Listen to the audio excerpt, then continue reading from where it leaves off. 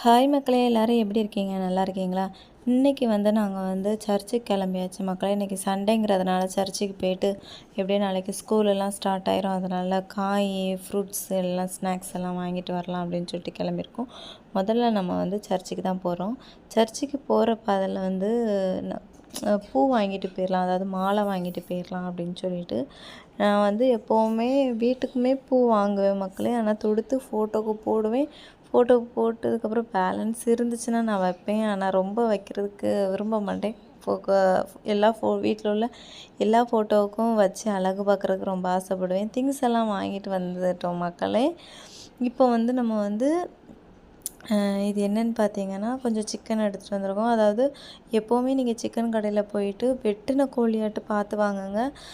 ஏன்னா முக்கால்வாசி சாட்டர்டே அப்படிங்கிறதுனால உயிரோட கோழி வெட்டி வச்சு ஸ்டாக்லாம் வச்சு தர மாட்டாங்க. மற்ற நாள் போகும்போது ஸ்டாக்லாம் தருவாங்க. அதை கவனமாக பார்த்து வாங்கிக்கோங்க. இது காடை 2 வாங்கணும். 1 கிலோ சிக்கன் முழு சிக்கனாகவே வாங்கிட்டோம். ரேட்டு 1 கிலோவுக்கு கொஞ்சம் கம்மி தான். சின்ன கோழியாக தான் இருந்துச்சு, எங்களுக்கு பெரிய கோழி வேண்டாம். அதுக்கப்புறம் பெப்பர் சிக்கன் ஃப்ரை செஞ்சுருந்தேன் மக்களே. இது அதில் தண்ணி விட்டது தான், நான் எந்த தண்ணியுமே சேர்க்கலை. சிக்கன்லேயே நம்மளுக்கு தண்ணி நிறைய விடும். அந்த தண்ணியே பாருங்கள் எவ்வளோ தண்ணி இருக்குதுன்னு. நான் இதோட ரெசிபி நீங்கள் வேணும்னா எனக்கு கமெண்ட் பண்ணுங்கள். கண்டிப்பாக நான் நெக்ஸ்ட்டு சிக்கன் எடுக்கும்போது கண்டிப்பாக நான் ஷேர் பண்ணுறேன். உண்மையிலே வேறு லெவல் டேஸ்ட்டுங்க. எனக்கு ரொம்ப பிடிச்சிருந்து. வீட்லேயுமே எல்லாருமே சாப்பிட்டு ரொம்ப சூப்பராக இருக்குது அப்படின்னாங்க.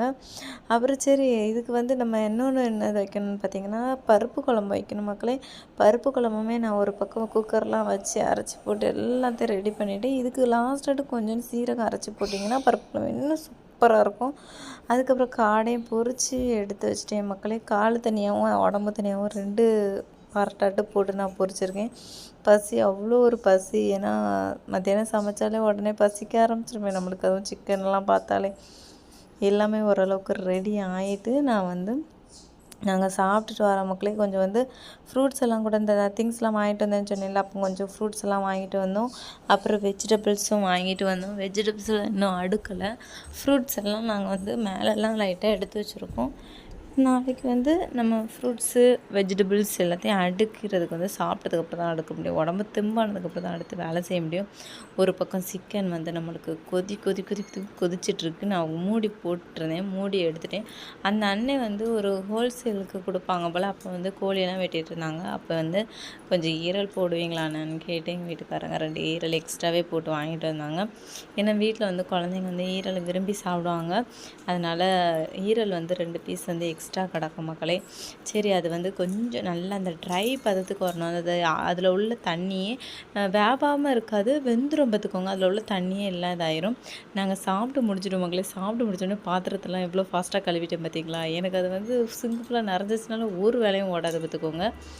அதனால் எல்லாத்தையுமே கழுவி பிறக்கி தொடச்சி எடுத்து, ஏன்னா எனக்கு சிக்கன் செஞ்சோம்ல அது வாடை அடிக்கக்கூடாதுல்ல, அதனால் எல்லாத்தையும் கழுவிட்டோம். அது பேலன்ஸை பாருங்கள், கொஞ்சம் தான் இருந்துச்சு. அப்புறம் காடையுமே ஒரு மண்டையில் பாதி தான் இருந்துச்சு. அது பையன் பசிக்குது இப்போ தான் சாப்பிட்டா மக்களே. இருந்தாலும் அது காடை பார்த்துட்டு சும்மா திங்கணுன்னா பசிக்குது அப்படிங்கிறது. அதனால் சும்மா சும்மா பசிக்குதுன்னு சொல்கிறது. அதனால் கையில் எடுத்து ஒரு இது பாக்ஸில் வச்சு, சரி நீ ஒரு ஓரமாக உட்காந்து சாப்பிடு அப்படின்னு சொல்லிட்டு நான் கையில் கொடுத்துட்டேன். அவனும் சாப்பிட போயிட்டான். அதுக்கப்புறம் சிக்கன் கிரேவி நம்மளுக்கு சாப்பிட்டது பேலன்ஸ் இருக்குது மக்களே. இது நைட்டுக்கு வச்சுக்கலாம்.